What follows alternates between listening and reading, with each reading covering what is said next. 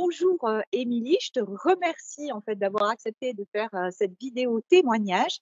Est-ce que tu veux bien, Émilie, te présenter ton prénom, ce que tu fais et de quelle région tu es, voilà, tout simplement. Alors, moi, c'est Émilie. Donc, je travaille en immobilier, en location saisonnière plus précisément. Et alors, je suis normalement parisienne, mais je vis actuellement en Corse. Gros changement. Alors du coup, est-ce que tu veux bien, préciser sur l'axe en fait de savoir te respecter quand tu es toute seule, quand tu es avec, tes intimes, quand tu es où tu en étais dans ta capacité à te choisir au travail et cetera? Au tout début, si tu reprends, tes premières fiches, je t'ai invité à le faire pour préparer ce bilan, tes premières fiches de ton carnet d'évolution et de ton cahier d'évolution, où tu en étais sur ce point-là? Alors, au tout début, c'était chaotique. Déjà parce que j'étais pas consciente du fait qu'il y avait cette nécessité à se choisir. En tout cas, c'était présent inconsciemment, mais j'avais pas encore conscientisé la chose. Donc, autant dire que, je ne savais même pas de quoi relevait le fait de se choisir, quel que soit le cadre. Déjà. OK. Et maintenant, où tu en es par rapport à ça? Est-ce que tu veux bien on va faire à chaque fois avant, après, rapidement comme ça? Vas-y, Après. super.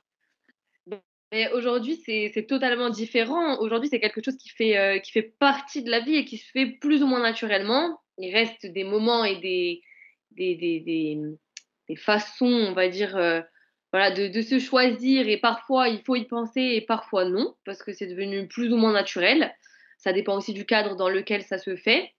Mais aujourd'hui, c'est mon mode de vie qui a été chamboulé, quoi. Est-ce que tu peux bien maintenant, me dire et nous partager en fait où tu en es par rapport à ce qu'on appelle, tu sais, il y a tout un module sur l'observation de soi, la connaissance de soi, mieux se connaître, être beaucoup plus connecté à soi, observer nos pensées, nos émotions, nos perceptions corporelles, être capable de faire le pont entre nos pensées, nos états intérieurs, la temporalité de nos pensées, nos états intérieurs, arriver comme ça progressivement du coup à plutôt que de subir nos états, ben, les choisir et créer un nouvel état intérieur par rapport à ce gros pavé là dans le parcours autour de la pleine conscience, en fait, de la connaissance de soi. Est-ce que tu peux dire là aussi avant, après? C'était très flou pour moi, c'était quelque chose d'assez, obscur et abstrait. Aujourd'hui, c'est quelque chose pareil qui est, naturel finalement. C'est-à-dire Ok, que quand je me vois aller dans certains mécanismes, d'office, effectivement, mon observateur intérieur va prendre le pas et me dire: «OK, là, tu vois ce qui est en train de se passer, à toi de réajuster et pour te super. sentir d'office plus aligné». OK, super. Alors du coup, maintenant, est-ce que tu peux préciser, je t'ai présenté dans ton parcours différentes façons de réguler tes émotions, c'est-à-dire de les accompagner. Tu t'es rendu compte à chaque fois que, bah, je veux dire, tu as pu choisir en fait dans les outils qui t'ont été proposés, ceux qui au final te correspondent le mieux et ça, c'est vraiment aussi le sens de ma démarche, que ça soit, je dirais effectivement la réponse aux besoins, que ça soit le mouvement intuitif, que ça soit les exercices de régulation du nerf vague, que ça soit toutes ces pratiques, etc., qui sont faites. Bien sûr, il y a les méditations, les audios. Toi aussi, tu as profité d'audios personnalisés, de relaxation, de détente pour apprendre aussi à changer nos pensées, etc. Mais comment est-ce que tu te sens aujourd'hui armé? Tu as fait certains outils, tiens, je le sais. Dire comment tu te sens armé pour accompagner justement ta vie émotionnelle, déjà sur l'aspect de reconnaître, de l'accepter et de savoir la gérer au moment. Et oui, je suis passée de rien du tout, ou en tout cas très peu d'outils, à un panel très, très riche. Donc aujourd'hui, effectivement, comme tu l'as dit, moi, j'ai intégré certaines pratiques qui sont également devenues naturelles et qui font partie tout simplement de mon mode de vie. Donc par exemple, effectivement, la méditation qui est un des principaux axes quand même que j'ai conservé. Au-delà de ça, effectivement, il y a tout ce qui concerne la régulation du système nerveux et en l'occurrence, moi, ce que j'utilise le plus, c'est vrai, ce sont les exercices de respiration qu'on a pu faire ensemble. Donc ça Mmh. fait vraiment partie de ce qui s'inclut le plus dans ma vie aujourd'hui, finalement. Hem, Après, il y a d'autres petits outils qui me correspondent peut-être moins, donc du coup, que j'utilise moins, mais certainement qui correspondent, je pense, à d'autres personnes que tu accompagnes. Voilà, mais moi, en tout cas, mes 2 principaux, axes, vraiment, ça va être aujourd'hui, dans ma vie de tous les jours, ça va être surtout la respiration et la méditation qui me permettent, de voilà, de m'accompagner, on va dire, tous les jours, dans cette sérénité-là. Ok, super. Et du coup, dans l'autre étape qui est super importante et qui, tu vas nous dire comment tu l'as vécu et qu'est-ce que ça t'a apporté. Tu sais, ce moment où on se rend compte que, bon, au moment où on est capable de gérer par la respiration, par exemple, par se dire un stop, je me vois là aller dans quelque chose qui me fait pas du bien ni à moi, ni peut-être aux personnes avec qui je suis. Donc, je change mon comportement, je change ma posture, je change mes pensées, je vais respirer un bon coup. Mais on a aussi appris à aller libérer l'origine traumatique en fait de certaines des réactions et de tes blessures. Et on sait que quand c'est bien libéré, il y a systématiquement une réponse corporelle. D'en voir par exemple les parts de soi, la part de soi qui aimerait que ça se passe plus vite, que ça se passe autrement, la part de soi qui est frustrée parce que, alors je donne cet exemple en focusing intérieur, mais on a vu différentes façons aussi bien sur le plan physique, c'est-à-dire en parlant vraiment aux cellules du corps, que sur le plan énergétique, avec un autre outil dont tu te souviens peut-être où on Oui, dessine, oui. j'en dis pas plus, mais voilà, et énergétique. Enfin, on a vu en fait plein de façons différentes la réponse aux besoins de libérer. Et du coup, qu'est-ce que tu as pris comme bon, je dis le mot force, mais qu'est-ce que ça te permet, ça, de savoir que tu es maintenant en capacité d'aller libérer l'origine en fait traumatique et d'y voir beaucoup plus clair. Ça te permet quoi, ça, dans ton quotidien, Émilie? Bah, là, pour le coup, ça me permet de déverrouiller certains points qui sont parfois cristallisés. Aussi, ça m'évite d'en cristalliser d'autres parce qu'aujourd'hui, enfin, je sais que j'ai les outils parce que finalement, on les a à l'intérieur de nous-mêmes, mais on n'en est pas nécessairement conscient. Et le fait déjà d'avoir cette conscience-là, c'est quand même très aidant dans la vie de tous les jours parce qu'on se sent beaucoup moins bloqué. On sait que quoi qu'il advienne, on a déjà les outils intérieurs. Et justement, oui, c'est ce que je dis, ça va permettre de ne pas cristalliser de nouvelles choses et justement d'aller de l'avant plus tranquillement. De savoir que Ok. quoi qu'il advienne, on trouvera une solution. Voilà, du coup, on a moins peur de nos parts d'ombre, on a moins peur des fois des moments parce qu'on sait, on se sent armé et prêt, Oui, je veux dire, à les accompagner. Ça donne effectivement, je pense, de la force, de la confiance aussi oui, et du courage. Et on arrête de faire l'autruche ou d'être dans le déni. On sait qu'au bout du compte, on ne se fait pas du bien non plus quand on adopte ce genre de posture. Ok, et du coup, là, il y a un gros volet aussi après, et tu le sais, c'est la communication et la communication positive avec différents axes. Alors toi, à l'époque où tu as fait le parcours, c'est vrai qu'il y a encore un step de plus qui est présenté maintenant dans les outils, mais on a travaillé à la fois sur la communication non violente et sur la méthode DESC, je veux dire qui est plus facile. Qu'est-ce que oui. ça te permet maintenant en matière de communication? Alors déjà, tu vas parler de la communication de la relation de toi à toi-même, parce que c'est la première qui définit toutes celles qu'on a autour. Mais tu vas aussi, après, expliquer aussi bien sur le plan personnel que professionnel, comment là aussi tu te sens avoir progressé ou pas dans ta communication positive avec tes intimes, ton environnement, dans tous les cadres. Je te laisse la parole. Oui, oui. Bah, alors, c'est vrai qu'en plus, pour moi, c'était un très gros point, d'évolution, on va dire. Donc effectivement, aujourd'hui, ça m'a donné des armes déjà pour être beaucoup plus détendue dans ma communication aux autres, beaucoup moins d'appréhension, moins de peur de blesser l'autre.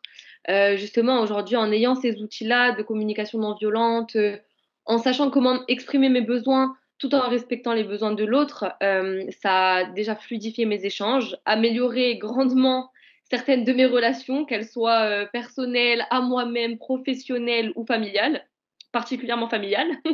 Ouais. Donc aujourd'hui, c'est une manière pour moi d'aborder justement une discussion difficile ou peut-être quelque chose qu'on a besoin d'exprimer avec beaucoup plus de calme, beaucoup plus de facilité aussi, parce que finalement, c'est un outil qui est quand même très, très aidant dans la communication qu'on a à autrui, avec beaucoup moins de peur peut-être d'une réaction un peu violente ou en tout cas moins peur aussi de blesser l'autre en face. Et aujourd'hui, ça fait vraiment une très grosse différence dans les rapports que j'ai, quels qu'ils soient. Mmh.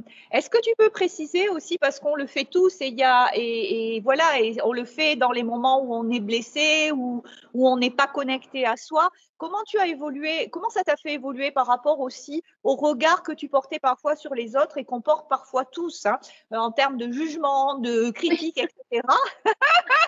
pareil. Comment tu as évolué par rapport à ça? Je crois que c'est intéressant aussi Oui, de le surtout pour pointer. moi qui était beaucoup, beaucoup dans le jugement avant et je ne vais pas mentir, ça m'arrive encore de l'être, mais On est ça humain. s'est beaucoup adouci et finalement aujourd'hui, même quand je me vois aller dans le jugement, je m'en rends compte. Donc déjà, c'est un grand pas et surtout, j'appréhende les choses différemment. C'est-à-dire que même quand je me vois aller là-dedans, je vais avoir tendance à me dire: «OK Émilie, là, tu vois dans quoi tu pars et fais en sorte de te souvenir que chacun fait du mieux qu'il peut et qu'on n'a aucun jugement à porter, ni sur soi-même d'ailleurs, ni sur les autres».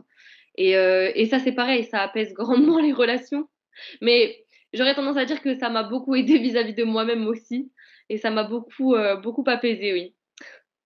Mmh. OK. Alors un peu en guise de conclusion sur 2 axes. Déjà toi, de qu'est-ce que tu retires tous ces mois après dans l'investissement? Parce que ça t'a demandé de l'engagement, de la détermination, un engagement financier aussi.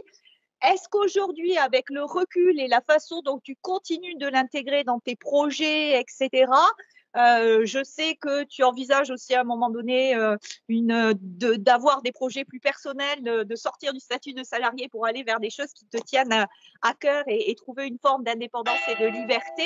Est-ce que tu perçois au son des cloches, est-ce que tu, perçois en fait encore comment tu peux juger ou estimer ou donner quelle valeur tu donnes à tout cet engagement, tout cet investissement que tu as fait sur toi aujourd'hui avec tout ce recul dans ton chemin de C'est vie? C'était vraiment pour moi, en tout cas, c'était vraiment essentiel et je recommanderais ça à tout le monde. Alors certes, c'est au-delà de l'investissement financier, c'est plus particulièrement un investissement personnel qui n'est pas facile tous les jours. À refaire, franchement, je le referais 1000 fois et j'ai nettement l'intention après, voilà, après avoir bien encore progressé seule et dans mes apprentissages, j'ai bien l'intention de continuer sur un nouveau programme, avec toi parce que je pense que, vraiment aujourd'hui, l'apprentissage que j'ai fait et la manière dont j'ai grandi et évolué, que ce soit dans ma relation aux autres, dans ma relation à moi-même, dans mon féminin, dans beaucoup, beaucoup d'autres aspects, c'est vraiment inestimable, vraiment inestimable. Un parcours de transformation tel que je le propose sur 12 à 15 mois, c'est un véritable engagement. Et comme je le dis sur ma page d'accueil de mon site, vous serez parfois aussi challengé. Et tant je pense que ce sont des parcours, et tu vas nous dire, qui se font plutôt aussi dans la bonne humeur, je veux dire, où certes, je vous challenge, mais il y a aussi beaucoup d'humour et de bienveillance de ma part. Je veux dire, il faut être clair là-dessus. Je veux dire, le rôle d'un coach, c'est d'aller vous chercher là où vous n'avez pas toujours envie d'aller. Oui, Et donc, exactement. quand il faut le faire, je veux dire, on le fait et bravo à vous aussi de votre engagement. En tout cas, bravo, moi, c'est l'occasion vraiment de te féliciter.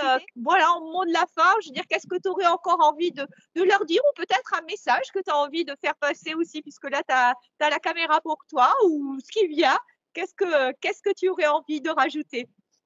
Beh, je leur dirais déjà de foncer dans un accompagnement avec toi, avant toute chose et je pense que c'est vraiment la porte ouverte à non seulement une vie plus sereine, mais aussi une vie plus joyeuse et un petit peu plus légère. On apprend à bien dédramatiser, à rigoler et finalement, même si des fois les apprentissages sont difficiles dans un premier temps et challengeants comme tu l'as bien dit, Bien sûr. mais aujourd'hui, la vie est quand même plus douce. Donc faut y aller. OK, super. Ben écoute, merci beaucoup. Moi, je te continue ton beau chemin.